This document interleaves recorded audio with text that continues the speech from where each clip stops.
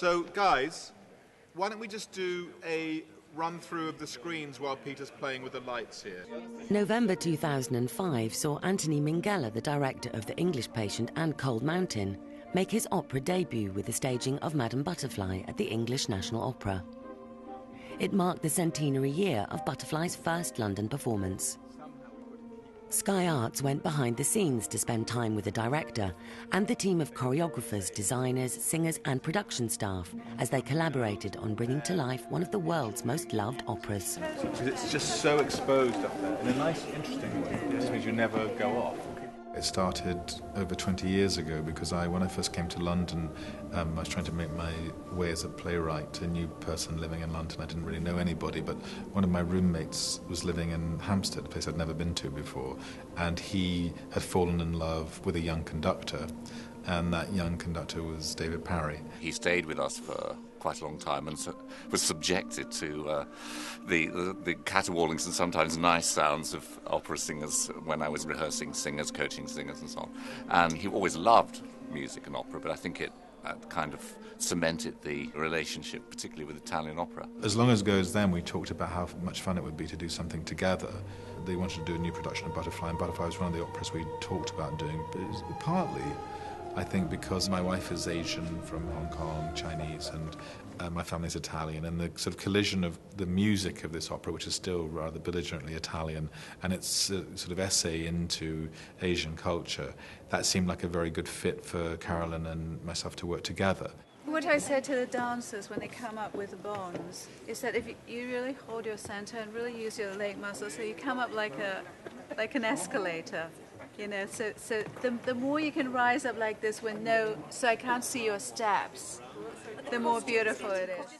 I guess a filmmaker's job is to try and create pictures which tell stories. Okay.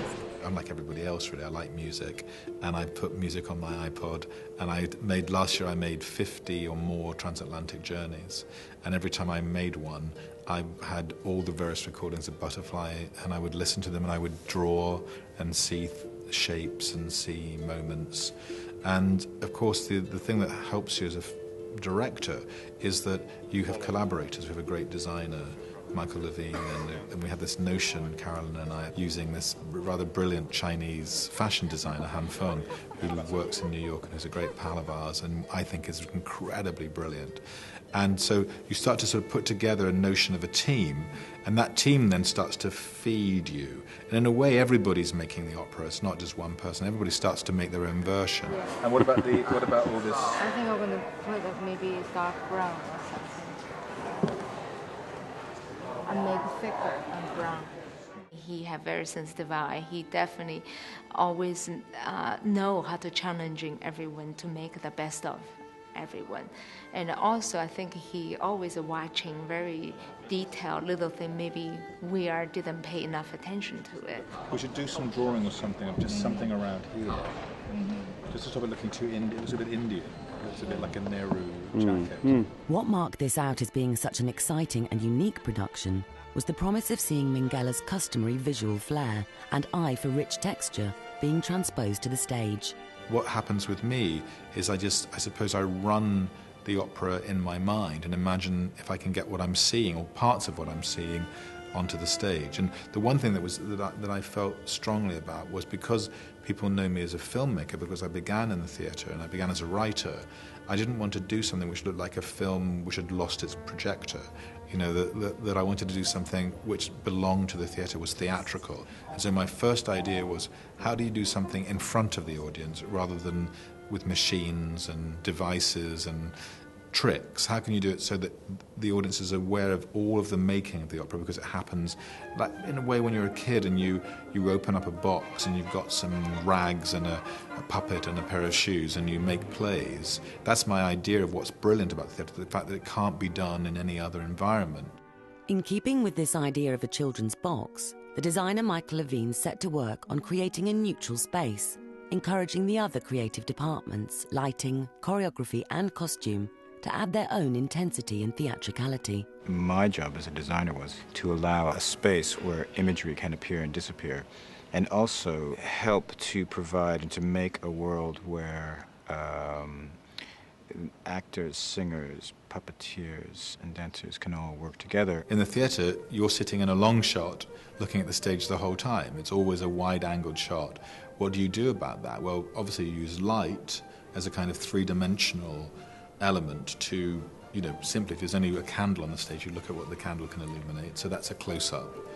So I'm trying to constantly deal with the aspect ratio in a way of the stage and say, how do I make you look down there and then look up, and not only to do it in a kind of momentary way, but actually to choreograph a whole episode. So you go, I'm going to look there, and I'm going to look over there, and then I'm going to look back and see the whole stage. And that's done, through Michael Levine's design, through Peter Mumford's lighting, but also because I want to look at a particular moment. And I've done it by being very intrigued by an element of the production, which is this gap between the floor and mirror, which, depending on how wide it is, gives you a way of looking. So sometimes you look at this long strip, which is very Japanese, but it's also like a piece of celluloid. It's like a 70 mm frame, and I like that very much. And then sometimes we try to close it, and then your eye goes down. So of course, I will always think in terms of scale of images and trying to find some correlative between changing a lens on a camera and changing the audience's lens.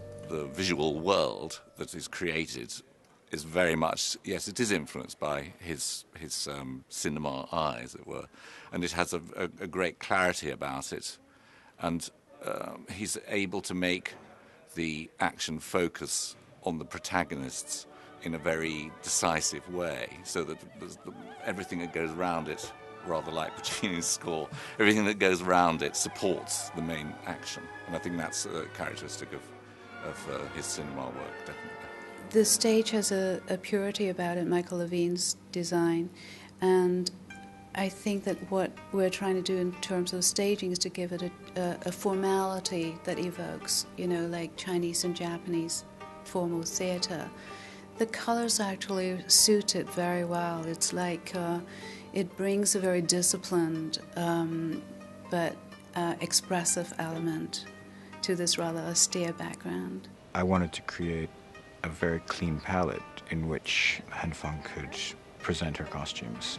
And in a way, the costumes are quite elaborate, so they do need a kind of clean space to make them work. The most important thing about the marriage of the stage and the costume is that one is deliberately pure, in the sense that I wanted I kept saying to Michael, it should be as if we're in a black box with a box of tricks, like with a dressing up box. He interpreted that so beautifully by making this incredibly live floor, this lacquered live, which can become very liquid, it can become very hard and reflective, it can become austere. It's amazing what just moving the mirror and the floor does. I mean, it's astonishing. I mean, with a bit of light, your ability to sort of transcend reality is very easy. Michael, what I'd like to do is, prior to the Bonds' entrance, at some point, I want to raise the mirror. Where are you? I'm here. Raise the mirror by 6 inches. We actually did just raise it. When?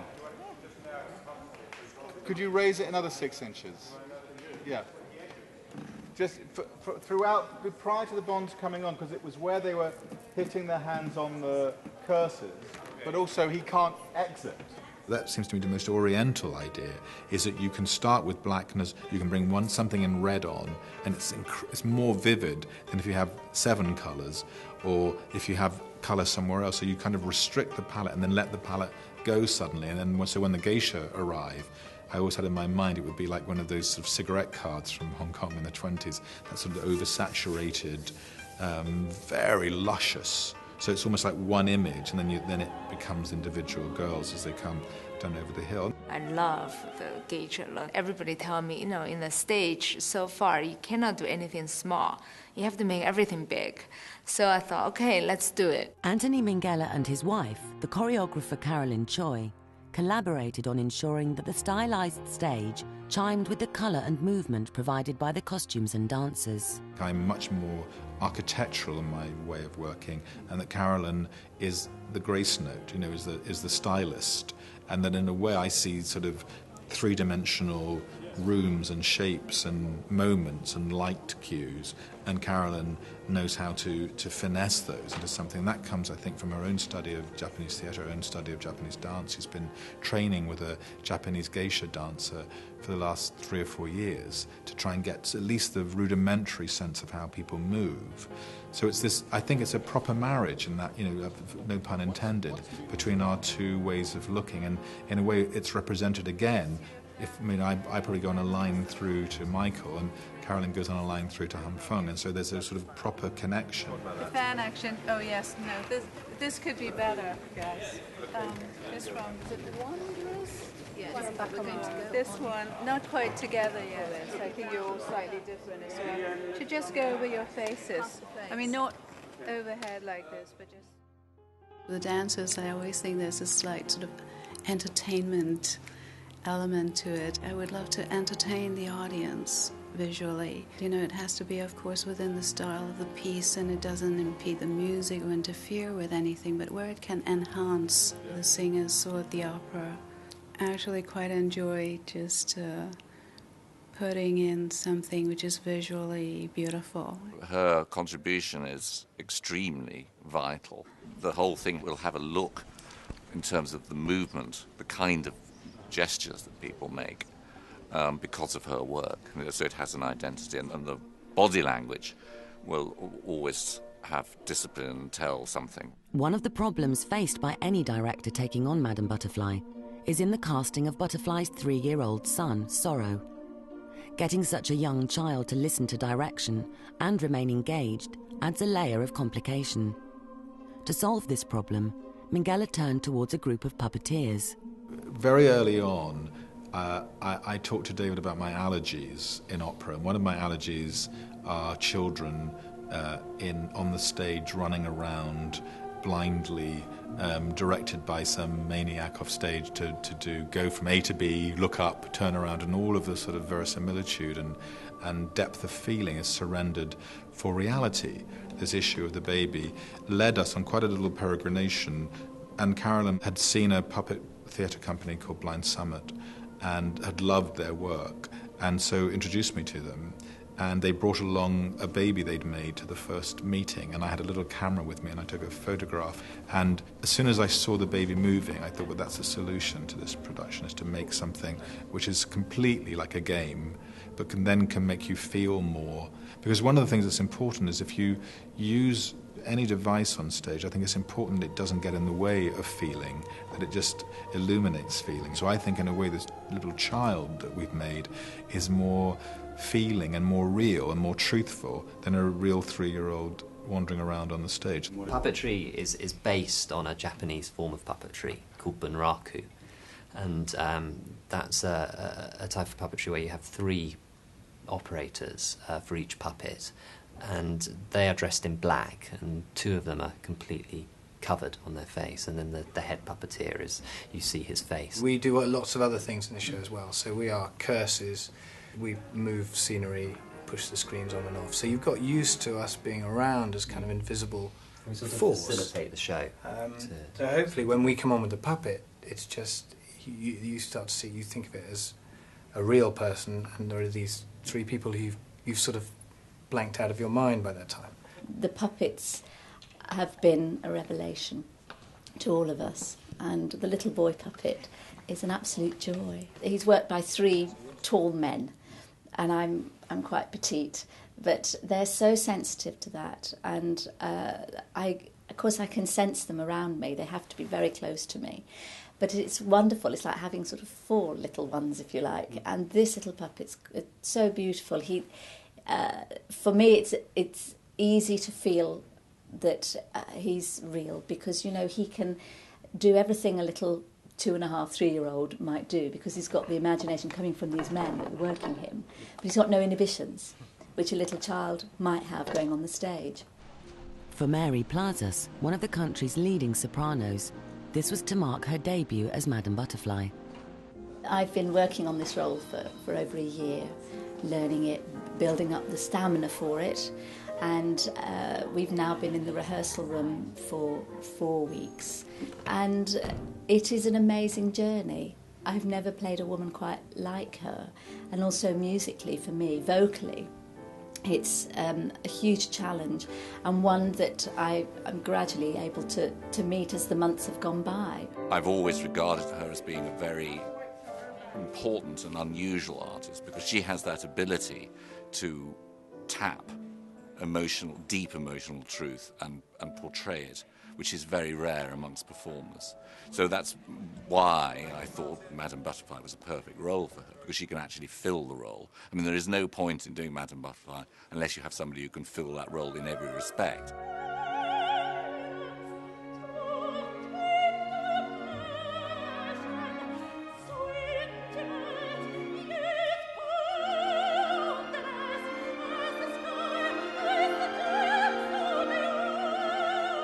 Butterfly is notoriously a difficult role to sing, mainly because she hardly ever goes off the stage.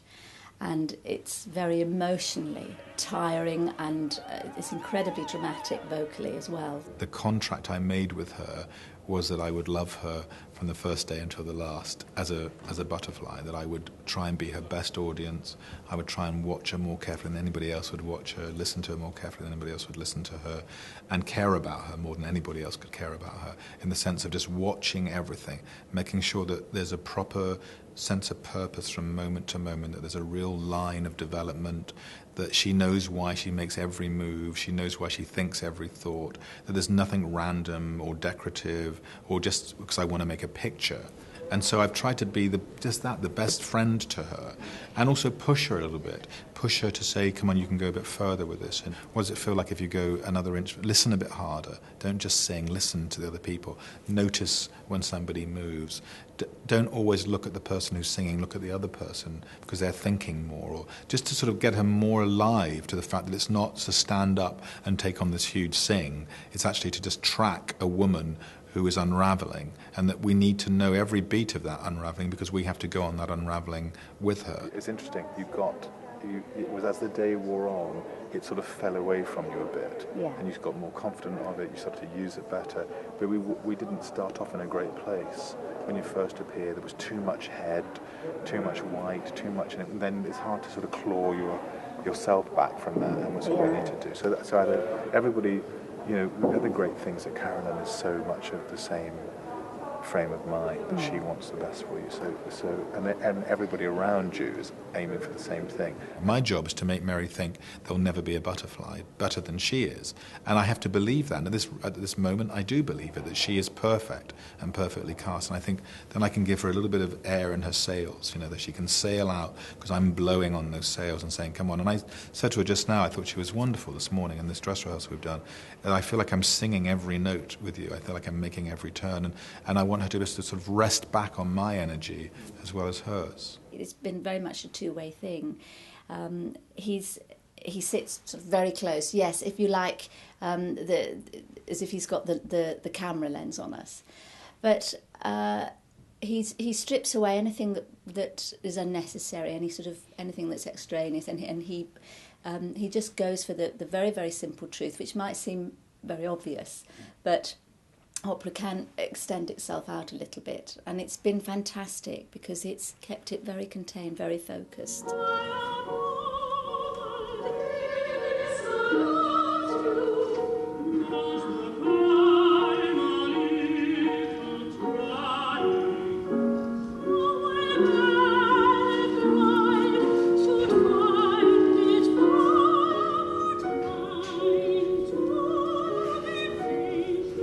Somehow he's managed to drive this kind of juggernaut, which is the opera. It has millions. I mean, there are these.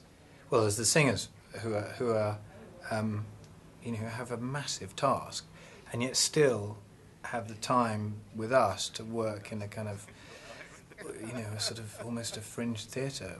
Sort of devising and messing around and really playfully looking for what will work. And he's managed to do both, which has been extraordinary, actually. the method of dealing with actors or singers for me is always the same, which is to have no method. It's to say, what do you need? You know, if you're a very strong actor, the last thing you need is somebody coming and pushing you around. If you're a fragile actor, sometimes you need somebody to hold your hand and move you.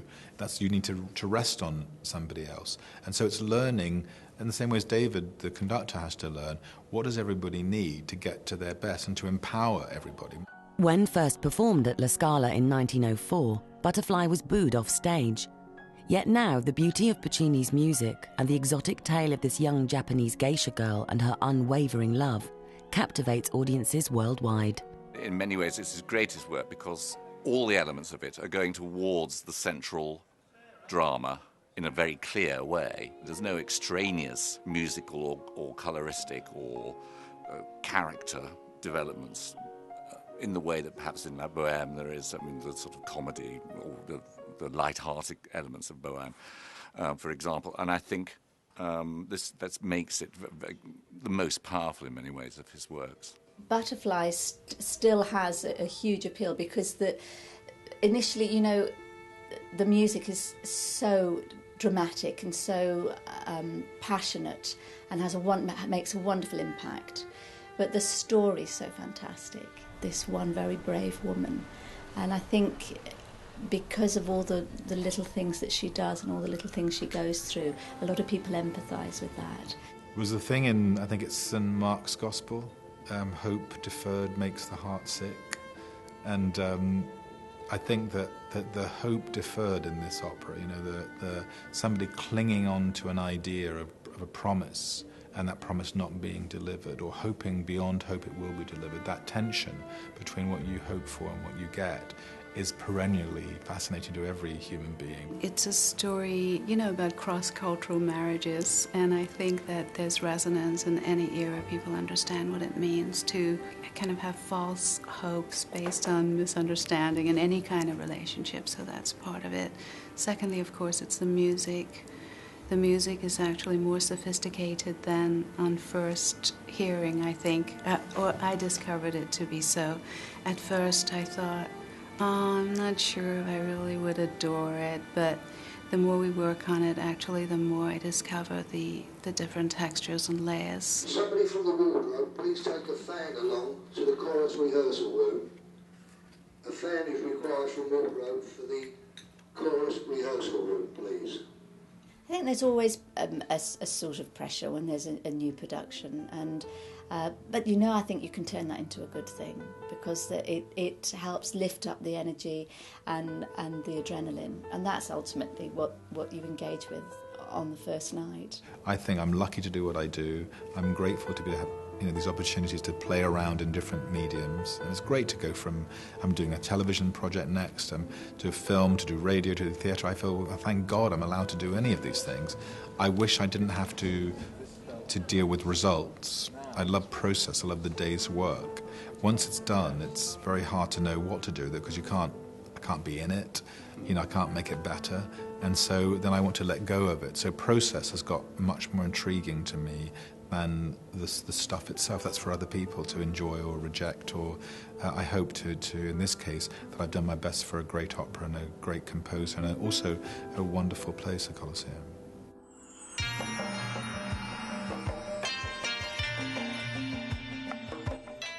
Madame Butterfly returns to the ENO for 9 performances between the 31st of January and the 7th of March. To find out more, go to skyarts.co.uk/butterfly.